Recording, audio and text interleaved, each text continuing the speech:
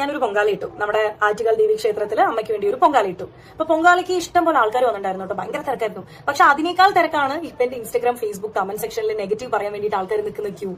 എന്തുമാത്രം നെഗറ്റിവിറ്റി എനിക്ക് കിട്ടുന്നതെന്ന് അറിയോ. അപ്പൊ രാവിലെ മുതൽ ഞാനിത് കാണുന്നുണ്ട്. അപ്പൊ ഞാൻ ഫസ്റ്റ് വിചാരിച്ച് ഇഗ്നോർ ചെയ്തേക്കാം, എനിക്കറിയാലോ ഞാൻ എന്താ തെറ്റൊന്നും ചെയ്തിട്ടില്ല എന്നുള്ളത് എനിക്കറിയാലോ എന്ന് പറഞ്ഞ് ഞാൻ അങ്ങനെ വിട്ടു. പക്ഷെ ഇതിങ്ങനെ കൂടി വരും. അതിൽ 2-3 കമന്റ്സ് എനിക്ക് ഡിലീറ്റും ചെയ്യേണ്ടി വന്നു. കാരണം ഞാൻ ചെയ്തത് തെറ്റല്ല എന്ന് വിശ്വസിക്കുന്ന കാലത്തോളം ആരെന്ത് പറഞ്ഞാലും എനിക്കൊരു പ്രശ്നമില്ല, എന്നെ ബാധിക്കാൻ പോകുന്നില്ല. പക്ഷെ വീട്ടുകാർ ഒരുപക്ഷെ കണ്ട് ഹേർട്ട് ആവണ്ടെന്ന് പറഞ്ഞ് ഞാൻ ഒരു 2-3 കമന്റോളം ഞാൻ ഡിലീറ്റ് ചെയ്തു. പിന്നെ ഞാൻ വിചാരിച്ചു ഇതിനൊരു മറുപടി കൊടുക്കണം, ഇത് നിൽക്കുന്നില്ല. ഒരു കാറ്റഗറി ഓഫ് പീപ്പിൾ എന്താണ് പറയുന്നതെന്ന് വെച്ചാൽ, എനിക്ക് ജോലിയില്ല, ഒരു ഓപ്പർച്യൂണിറ്റി കിട്ടാൻ വേണ്ടി, ഒരു അറ്റൻഷൻ കിട്ടാൻ വേണ്ടിയിട്ട് ചെയ്തൊരു പ്രഹസനമാണെന്നാണ് ഒരു കാറ്റഗറി ഓഫ് പീപ്പിൾ പറയുന്നത്. രണ്ടാമതൊരു കാറ്റഗറി ഓഫ് പീപ്പിൾ എന്താ പറയുന്നതെന്ന് വെച്ചാൽ, ഇത് വിശ്വാസത്തോടെയോ അല്ലെങ്കിൽ ആ ഒരു റെസ്പെക്ടോട് കൂടെ ചെയ്തതല്ല, ചുമ്മാ ഒരു ഷോ ഓഫ്, പ്രഹസനം എന്താണ് പറയുന്നത്. അപ്പൊ ഇവർക്കൊരു മറുപടി കൊടുക്കണമെന്ന് എനിക്ക് തോന്നി. ഈ ഫസ്റ്റ് പറഞ്ഞല്ലോ ജോലിയില്ല, ഓപ്പർച്യൂണിറ്റിക്ക് വേണ്ടിയിട്ടാണ്. എല്ലാ മാസവും 1 തൊട്ട് 15 വരെ ഫ്ലവേഴ്സ് ചാനലിൽ സുഗമോ ദേവി എന്നുള്ളൊരു സീരിയൽ ഞാൻ ചെയ്യുന്നുണ്ട്. 16 തൊട്ട് 30 തീയതി വരെ സി കേരളത്തിൽ ചെമ്പരത്തി എന്നുള്ളൊരു സീരിയൽ ചെയ്യുന്നുണ്ട്. 30 ദിവസമല്ലേ ഉള്ളൂ ഒരു മാസത്തിൽ. അപ്പൊ ആ 30 ദിവസം എനിക്ക് വർക്ക് ഉണ്ട്. ഇത് കൂടാതെ ഇൻസ്റ്റാഗ്രാം കൊളാബറേഷൻ, വേറെ വീഡിയോസ്, പ്രൊമോഷണൽ വീഡിയോസ്, അതുമല്ലാതെ ഇനോഗ്രേഷൻസ്, വ്ളോഗിങ് എല്ലാം ഞാൻ ചെയ്യുന്നുണ്ട്. അപ്പൊ എനിക്ക് ജോലിയുണ്ട്, കൂലിയുണ്ട്, സമ്പാദ്യമുണ്ട്, ഞാൻ നല്ല രീതിയിൽ ഒരു ഫാമിലി റൺ ചെയ്ത് കൊണ്ടുപോകുന്നുണ്ട്. അപ്പൊ ഈ ഫസ്റ്റ് പറഞ്ഞ ആൾക്കാരുടെ ചോദ്യങ്ങൾക്കുള്ള ഉത്തരമായല്ലോ. ഇനി രണ്ടാമത് പറഞ്ഞത് വിശ്വാസം ഇല്ലാഞ്ഞിട്ടാണെന്ന്, വെറുതെ പ്രഹസനം കാട്ടിക്കൂട്ടാൻ വേണ്ടിയിട്ടാണെന്ന്. ഞാൻ 12 വർഷത്തോളം LKG മുതൽ 10th വരെ ഞാൻ പഠിച്ച സ്കൂൾ എന്ന് പറയുന്നത് ചിന്മയ വിദ്യാലയയിലാണ്. അപ്പൊ ചിന്മയ അറിയുന്നവർക്ക് അറിയാം, ഞങ്ങൾ ഒരു ദിവസം സ്റ്റാർട്ട് ചെയ്യുന്നത് തന്നെ ഗായത്രി മന്ത്രവും സരസ്വതി സ്തോത്രവും ഭഗവത്ഗീതയും ഹനുമാൻ ചാലീസയൊക്കെ വെച്ചിട്ടാണ് ഒരു ദിവസം സ്റ്റാർട്ട് ചെയ്യുന്നത്. അതുകൊണ്ട് തന്നെ എനിക്ക് അങ്ങനെ ഒരു ബാക്ക്ഗ്രൗണ്ട് ഉള്ളത് കൊണ്ട് തന്നെ എനിക്കൊരു പള്ളി പോയാൽ കിട്ടുന്ന ഒരു പീസ് ഓഫ് മൈൻഡ് അല്ലെങ്കിൽ ഒരു പോസിറ്റിവിറ്റി തന്നെ എനിക്കൊരു അമ്പലത്തിൽ പോയി പ്രാർത്ഥിച്ചാലും കിട്ടാറുണ്ട്. അപ്പൊ ഞാൻ 100% വിശ്വാസത്തോടെയും പ്രാർത്ഥനയോടും തന്നെയാണ് ഞാൻ ആ പൊങ്കാലിട്ടത്. പിന്നെ ചിലർ പറയുന്നുണ്ട് അത്രയും നല്ലൊരു വേളയിൽ പോയി ഞാൻ അവരുടെ ആ ഒരു ഡിസ്റെസ്പെക്ട് ചെയ്തു, അല്ലെങ്കിൽ അത് നാശമാക്കി കൊളമാക്കി എന്നൊക്കെ പറയുന്നുണ്ട്. ഞാൻ ഈ ഒരു പൊങ്കാല ഇടാൻ പോകുന്നതിന് മുന്നേ പലരോടും ഞാൻ ചോദിച്ചു എന്തെങ്കിലും പ്രശ്നമുണ്ടോന്ന്. അവർ പറഞ്ഞത് ജാതി മത വർണ്ണ ഭേദം ഒന്നുമില്ലാതെ വിശ്വാസത്തോടെ ഏതൊരു സ്ത്രീക്കും മനസ്സും ശരീരവും ശുദ്ധമാണെന്നുണ്ടെങ്കിൽ ഇടാവുന്നതാണ് പൊങ്കാല എന്നാണ് പറഞ്ഞത്. അപ്പൊ ഈ ക്രൈറ്റീരിയ എല്ലാം ഞാൻ ഫോളോ ചെയ്ത് മനസ്സും ശരീരവും എല്ലാം വൃത്തിയാക്കി പൊങ്കാല ഇടണം എന്ന് പറഞ്ഞ് വിശ്വാസത്തോടെ തന്നെയാണ് പൊങ്കാല ഇട്ടത്. റെനീഷ റഹ്മാൻ കഴിഞ്ഞ ദിവസം സോഷ്യൽ മീഡിയയിൽ ഒരു പെൺകുട്ടി നേരിടുന്ന ക്രൂരമായിട്ടുള്ള സൈബർ വിചാരണ നമ്മൾ കണ്ടു. കുറ്റം എന്താണ്? ആറ്റുകാലമ്മയ്ക്ക് പൊങ്കാല ഇട്ടു എന്നുള്ളതാണ്. അതും തന്റെ വിശ്വാസ പ്രകാരമുള്ള നോമ്പ് നോറ്റുകൊണ്ട് തന്നെയാണ് റെനീഷ ഇവിടെ പൊങ്കാല ഇട്ടത്. ഈ ഒരു പ്രവൃത്തി കേരളത്തിലെ മതസൗഹൃദത്തിന്റെ അടയാളമാകേണ്ടതായിരുന്നു അല്ലേ? പക്ഷെ സംഭവിച്ചതോ നേരെ തിരിച്ചാണ്. എന്തുകൊണ്ടാണ് നമ്മുടെ സോഷ്യൽ മീഡിയ ഇത്രമേൽ വിഷലിപ്തമാകുന്നത്? പൊങ്കാല എന്നത് ഒരു ആരാധന മാത്രമല്ല, തിരുവനന്തപുരത്തിന്റെ ഒരു വികാരമാണ്. അവിടെ ജാതിയും മതവും ഇല്ലാതെ ലക്ഷക്കണക്കിന് സ്ത്രീകൾ ഒന്നിക്കാറുണ്ട്. ഇത്തവണ നടി റെനീഷയും അവിടെ എത്തി. ഒരു മുസ്ലിം കുടുംബത്തിൽ ജനിച്ച പെൺകുട്ടി ക്ഷേത്ര ആചാരത്തിൽ പങ്കെടുത്തതാണ് ഒരു വിഭാഗത്തെ കൂടുതൽ ചൊടിപ്പിച്ചത്. നീ മുസ്ലിമാണോ, നരകത്തിൽ പോകേണ്ടി വരും എന്നിങ്ങനെയുള്ള ശാപവാക്കുകൾ മുതൽ അത്യന്തം അശ്ലീലകരമായിട്ടുള്ള കമന്റുകൾ വരെ റെനീഷയ്ക്ക് നേരെ ഉയർന്നു.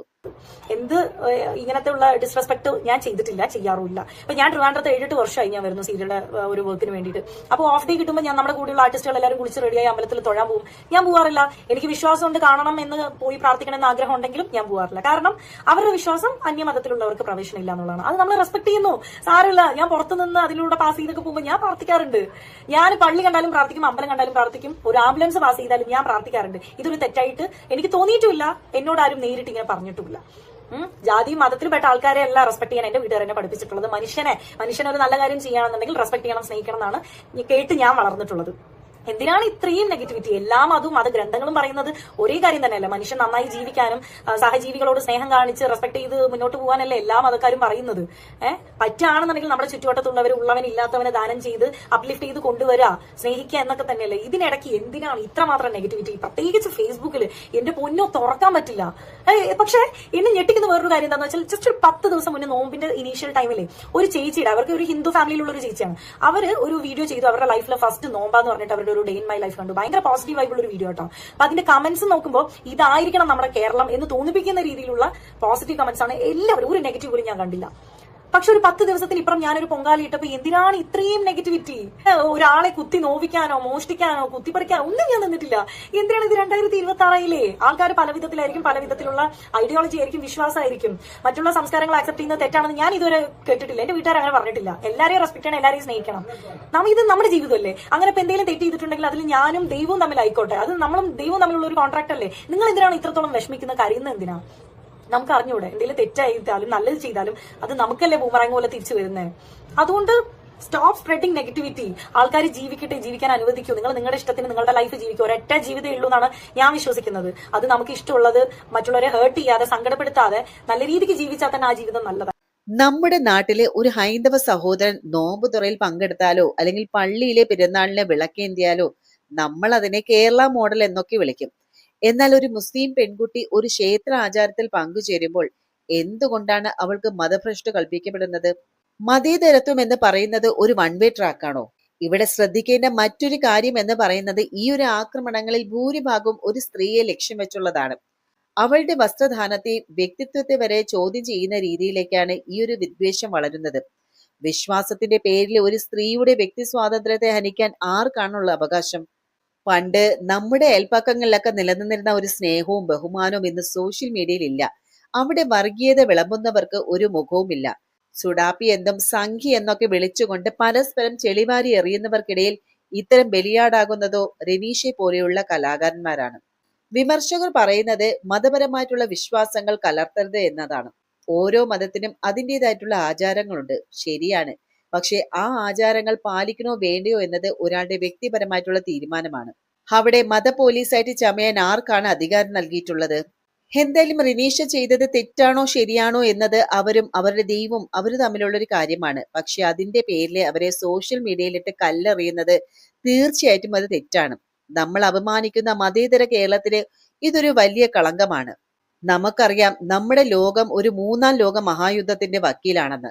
പലരും ഭയപ്പെടുന്നുണ്ട് ഈ ഒരു കാഴ്ചകളൊക്കെ കണ്ട്. പശ്ചിമേഷ്യയിലെ കുഞ്ഞുങ്ങൾ ബോംബ് സ്ഫോടനങ്ങളിലൊക്കെ മരിച്ചു വീഴുന്നു. വംശീയതയുടെ പേരിലും മതത്തിന്റെ പേരിലും മനുഷ്യരെ തന്നെ വേട്ടയാടുന്നു. ഇനി അങ്ങ് ദൂരെ നടക്കുന്ന ഈ ഒരു യുദ്ധങ്ങൾക്കും രക്തച്ചൊരിച്ചിലിനും നമ്മുടെ ഒരു കൊച്ചു കേരളത്തിലെ ഒരു നടിയുടെ കമന്റ് ബോക്സുമായിട്ട് എന്ത് ബന്ധമെന്ന് ചോദിച്ചാൽ നമ്മൾ ചിന്തിക്കുന്നതിനും വലിയൊരു ബന്ധം അവിടെയുണ്ട്. യുദ്ധം തുടങ്ങുന്നത് അതിർത്തികളിലല്ല, മനുഷ്യന്റെ മനസ്സുകളിലാണ്. ഒരാൾക്ക് തന്റെ അയൽക്കാരന്റെ വിശ്വാസത്തെ അംഗീകരിക്കാൻ കഴിയാതെ വരുമ്പോഴാണ് ആ വിദ്വേഷം പടരുന്നത്. റെനീഷ റഹ്മാൻ ആറ്റുകാൽ പൊങ്കാല ഇട്ടപ്പോൾ അതിനെതിരെ ഉയർന്ന കമന്റുകൾ കേവലം മതപരമായിട്ടുള്ള ഒരു ഉപദേശങ്ങളല്ല, മറിച്ച് തീവ്ര ചിന്താതികൾ നമ്മുടെ ഇടയിലേക്ക് എത്രത്തോളം ആഴത്തിൽ ഇറങ്ങിച്ചെന്നു എന്നതിന്റെ ഒരു തെളിവാണ്. അപരനെ ശത്രുവായിട്ട് കാണുന്ന ഈ ഒരു ആഗോള പ്രവണതയുടെ ഒരു ചെറിയ രൂപമാണ് റെനീഷയ്ക്ക് നേരെ നടന്ന സൈബർ ആക്രമണം. യുദ്ധം നടക്കുന്ന രാജ്യങ്ങളിൽ നിന്ന് വരുന്ന വാർത്തകളൊന്ന് നോക്കൂ. അവിടെ സമാധാനത്തിന് വേണ്ടിയിട്ട് മനുഷ്യർ കൊതിക്കുന്നു. അവർക്ക് വേണ്ടത് ഒരുമിച്ച് ജീവിക്കാനുള്ള സാഹചര്യമാണ്. ലോകത്തിന് കേരളം നൽകിയിരുന്ന ആ ഒരു മാതൃക അത് തന്നെയായിരുന്നു.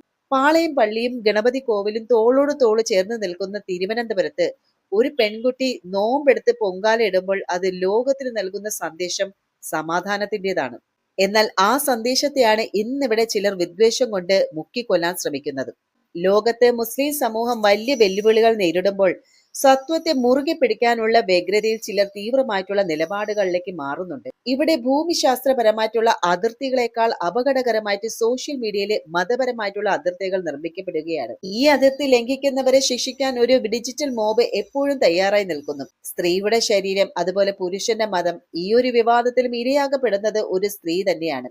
അവളുടെ വസ്ത്രധാരണത്തെയും വിശ്വാസത്തെയും ഒരു കൂട്ടമായി വന്ന് ആക്രമിക്കുമ്പോൾ അത് വെറുതെ മതതർക്കമല്ല, മറിച്ച് സ്ത്രീ വിരുദ്ധത കൂടിയാണ്.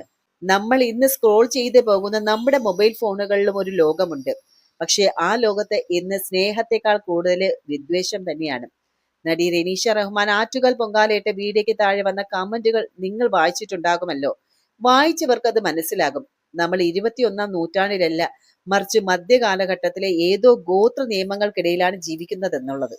ഒരു പെൺകുട്ടി എന്ത് വിശ്വസിക്കണം അല്ലെങ്കിൽ എവിടെ പോകണം, ഇതൊക്കെ തീരുമാനിക്കാൻ ഇവിടെ ഒരു സൈബർ മത പോലീസ് തന്നെയുണ്ട്.